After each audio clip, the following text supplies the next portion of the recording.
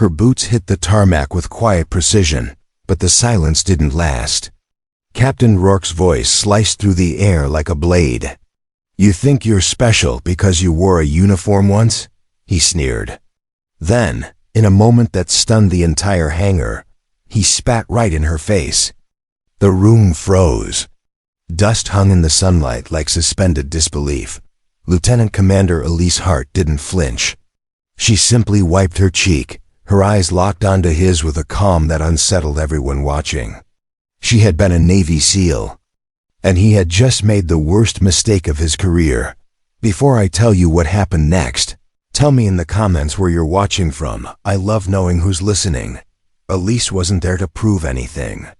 She'd retired with honor, decorated for valor, and quietly transitioned into civilian advisory work. But when she was called in to consult on a joint training operation, she hadn't expected resistance, let alone open hostility. Rourke, young and arrogant, saw her as a threat to his authority. He didn't know her story. He didn't care.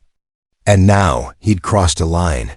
She could feel the heat of every gaze in the hangar. Some looked away, ashamed. Others stared, waiting. Elise's heart pounded, but her voice was steady. "You just disrespected every man and woman who ever served beside me," she said. "And you did it in front of your own unit." Rourke scoffed, but the murmurs began, a ripple of unease. The air shifted. She thought she'd never see him again. She was wrong. 2 days later, a distress call came in. A training exercise had gone wrong. A flash flood had trapped Rourke's unit in a canyon. Communications were down. Time was running out. Elise was already en route before the call ended. The helicopter blades thundered overhead as she descended into the chaos. Mud, debris, and rising water. She moved like she'd never left the field, coordinating rescue ropes, barking orders, and calculating risks.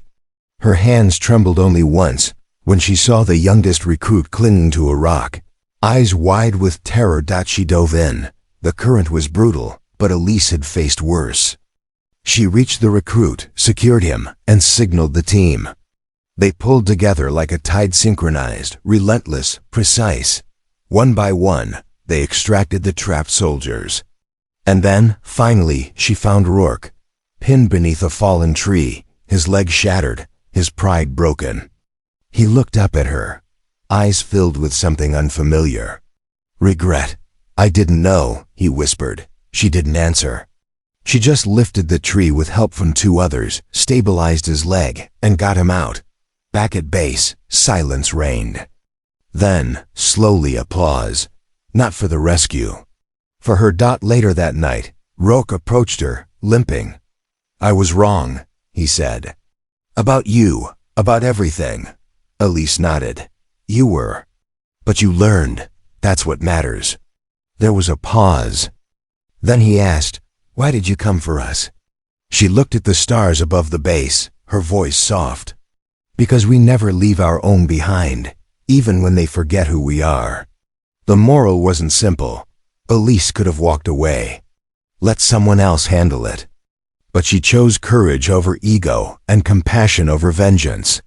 And in doing so, she reminded everyone what true leadership looks like. Because kindness doesn't vanish, it waits. And it finds its way back. The spit dried, the shame lingered. But the respect? That stayed. If this story moved you, subscribe for more powerful tales of courage, redemption, and the quiet strength that changes everything. And don't forget to share your thoughts in the comments. Your voice matters here.